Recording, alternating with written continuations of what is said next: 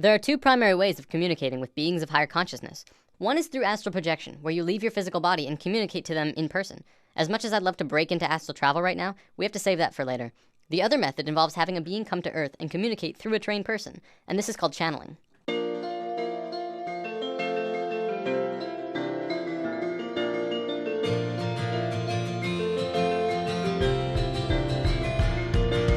Channeling is a natural form of communication between humans and beings of higher consciousness, included but not limited to angelic beings, spirits of nature, non-physical entities, or even animals and pets. In a sense, it's basically when a human will turn him or herself into kind of like a phone for beings of higher consciousness and people to communicate. A channeler can choose who or what they want to channel. As long as the other party has an interest in communicating, the link is made and the channeling can begin. Now don't worry, there's no possession or anything harmful taking place here. The body is still under the complete control of the channeler. But the channeler and spirit are communicating through thought. Messages are communicated on levels of emotion and thought rather than spoken word. The channeler will then decipher what the spirit tells him into human language. Contrary to popular belief, entities do not generally use human languages because it is considered awkward and clumsy. The majority of this message is conveyed through an elegant series of sensory feelings. Let's talk about animal communication, because this is a form of channeling that you yourself can do. Channeling pets is one of the easiest forms of this art. Pets, of course, do not use human language, but they have a strong desire to communicate with humans. A small disclaimer, if you're planning on trying this, it's also helpful to charge your third eye chakra, as we talked about in lesson 2. It will assist with your mental connection to them. You'll want to practice on a family pet before taking a leap to anything else. A cat or dog who is familiar with you is the best choice to begin. Cats are a tad more difficult because they tend to pick and choose what they want to listen to. A family dog can be easier as they are pack animals and will be more apt to tune in to the leader of the pack, which is you. So let's go over some of the basic steps to do this. Start by taking your dog into a quiet room. Sit on the floor next to him, or if he's allowed on the couch or bed, have him sit next to you. Pet him in his favorite spot until he's settled in. Then start talking quietly to him in a loving tone. Find one short sentence or word and use it over and over. You could say, hey there sweetie, or okay buddy. Let's just call this your key phrase. When you've gone over your key phrase 10 times or so, close your eyes and be silent. Stop petting him and begin to form a picture in your mind of what you want him to know. You may have to practice visualizations if you haven't ever done this before. After the picture is formed and clear, float the image out of your forehead where your third eye is located and into your dog's head directly between the eyes. Once you've done this, speak the key phrase again one more time and float the image again into his head. Keep doing this until he either leaves to get up or puts his head on your lap. If he leaves, follow him and do it again. If you begin to get a reaction from him, like putting his head in your lap or something else, congratulations, you've just communicated with your dog. Cats are a bit more stubborn, so it'll depend on the cat you're trying to communicate with. The image you're visualizing to him may have to be their favorite cat treat or something that they really like. If they're especially loving snuggle cats, then that's all the better. Use the same directions with the dog though, and who knows, you could be talking with them in no time. If you have smaller animals like avians and reptiles, you have to remember that the animal has a smaller brain. The reception of pictures is apt to be slower and take longer. Remember, practice and patience is crucial to learning to do this. You'll probably start with minimal results, but if you're persistent, you will not only master the family pet chat, but other animals around you, like your friends' pets or pets in the car barking at you as you walk by and so on. One big question that everyone has around now, well, do they talk back? Yeah, they do. I communicate with my cat Toonie and he always tells me what he wants, whether it's food, water, or to go outside. I've actually read that horses are really good at communication as well. In an article I'll be posting in the comments of this video, a woman said that one time she had a horse specifically ask for a green apple, not a red one. Had to be green. Of course, she immediately got one and gave it to her, and they started communicating more. I know what you're probably thinking. Well, don't I have to be psychic to do this? Well, yes, but everyone is psychic, but most people don't really realize it. There's a gland in the brain called the pineal gland, which scientists have actually labeled the psychic gland. Through charging your third eye chakra, you begin to activate the pineal gland and your psychic connection can begin. Just remember to release the concept that you'll hear words and allow yourself to feel into your animal friend. So now we understand how to channel beings of lower consciousness, animals. For beings of higher consciousness, it's essentially the same thing, only reversed. In this scenario, we are like the animal and we are communicating with beings who know and understand far more than we do. There are a plethora of channelings on the web that you can find. Some are really helpful, enlightening, and perceptive, and others are, well, not. It's important that when you're listening to or reading channelings, that you use discernment with what you're listening to. For the most part, you have no idea who or what is being channeled, and the only way you can really truly tell is through listening to what they are saying and finding truth in their words. If what is being said feels right, then go with that flow. If it does not, then you don't have to subject yourself to it. The final decision will have to come from you, though. Everyone channels differently as well. Sometimes channelings are quite boring, as the channeler will just lay down and connect internally and just let the information fly. Other times, the connection between the beings is stronger, and they'll walk around the room and talk and be quite lively. Then there's people like this. As has been often said, you are shifting your frequencies from one reality level to another, and this is so. But you are always shifting. You are shifting now. It is a natural thing that you do. You don't have to wait to shift. You've been shifting. You've been shifting all your lives. This is the way motion is created. This is what happens when you create the illusion of movement.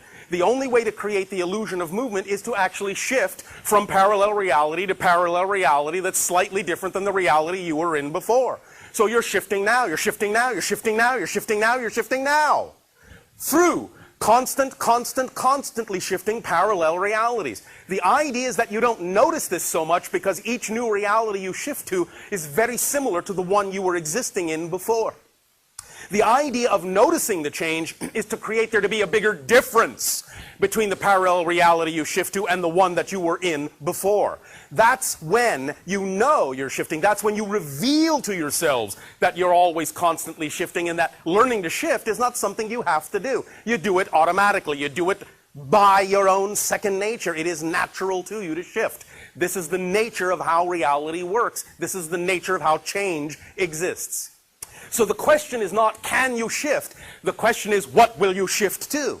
And how different will you allow the shift to be based on your definitions and your belief systems of what you believe is possible for you?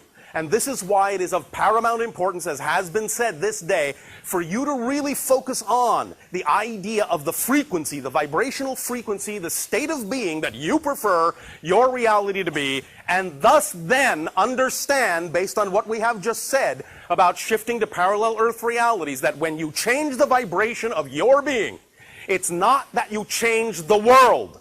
It's that you take yourself, you shift yourself to a parallel Earth already existing on the vibratory level you have created within yourself. Now, I gotta admit, that's actually pretty cool. And regardless of the excitement in the way he channels, the information is usually really good. For those who are trying to channel entities on your own, I ask that you use caution when proceeding forward, but also have fun. There is a possibility that you encounter a negative entity who may try and trick you or steer you off course. For the most part, even the bad entities will act as good ones, because humans generally fall for it. I don't want to scare anyone away from this, though. The universe is full of amazing, positive beings of light who are here to help us in our time of need. If you connect with a being that just fills you up with love and light inside, then feel free to establish a conscious connection and communicate with this being. Sirians and Pleiadians especially are known for being very loving and helpful. Sirians come from Sirius, the brightest star in the sky.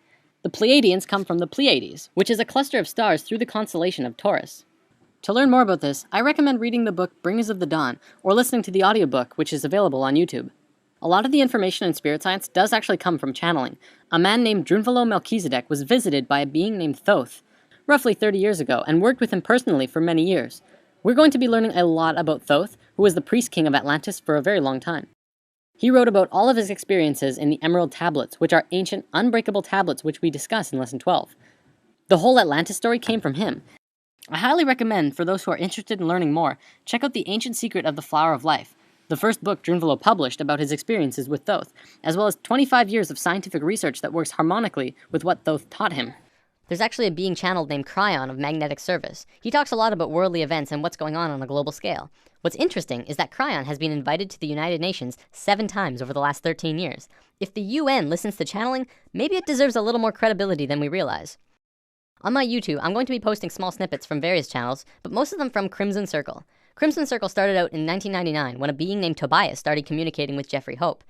There's actually a really cool story here. I can't go over all of the details, but Tobias was actually written about in the Bible, in the book of Tobit. This particular book was removed by the church in 1546 during the Council of Trent. Tobias was written as one of the main characters in that book, and Jeffrey and him began communicating more. In 1999, Crimson Circle was formed, a group dedicated to communicating with Tobias and other spirits. Up until recently, it was mostly Tobias who was channeled by the Crimson Council. Tobias then said that he wanted to return to Earth and live another lifetime because he missed physical reality, and said his goodbyes. Today, Adamus St. Germain is channeled instead, and he's very lively. A little insight on Adamus: he is what you would call an Ascended Master. An Ascended Master is someone who underwent a process of spiritual transformation and moved into higher states of being beyond physical life. This will make way more sense in future lessons. Okay, I want to wrap up by going over a short list of definitions. During the channelings, you may hear some words that you're not familiar with. Amyo is absolute and pure trust in the self, the realization of the I Am. Makyo are kind of like lies that you tell yourself that take you away from the I am, like I'm not good enough or I can't do it yet. Kind of like the opposite of Amyo. Ascension is the process of going from one lifetime to the next while staying in the same physical body. Cauldre, you may hear this one a lot actually. Cauldre is the nickname that Tobias gave to Jeffrey. So if you ever hear Jeffrey say during a channeling, Cauldre doesn't want me to say this, but I will anyways, that's Adamus speaking through Jeffrey about Jeffrey, whose nickname is Cauldre. Is that confusing? Shaumbra is the name that Adamus uses for the group of humans going through the awakening process. If you're watching the videos, you too are a Shaumbra. Shoud is a channeling, essentially. What you'll be watching are shouds, gatherings for communication with Adamus and other beings. But yes, my dear Kata, love, it's an amazing thing. It's an amazing thing. You get so caught in it, so hurt by it, so deep into it. But for the most part, very, very few humans know what it's like to love themselves. They tolerate themselves. They have an awkward relationship with themselves, and they're still looking for love and still creating love with other people. But you know what's going to happen in this planet? I'm digressing, but I love to digress. What's going to happen on this planet is this planet has created love, shared love, and been in love. What happens next on this planet that's never been done anywhere else in all of creation is for the very beings who came here to start loving themselves. It's the next frontier. It's the next evolution. It's the next spiral, but a spiral that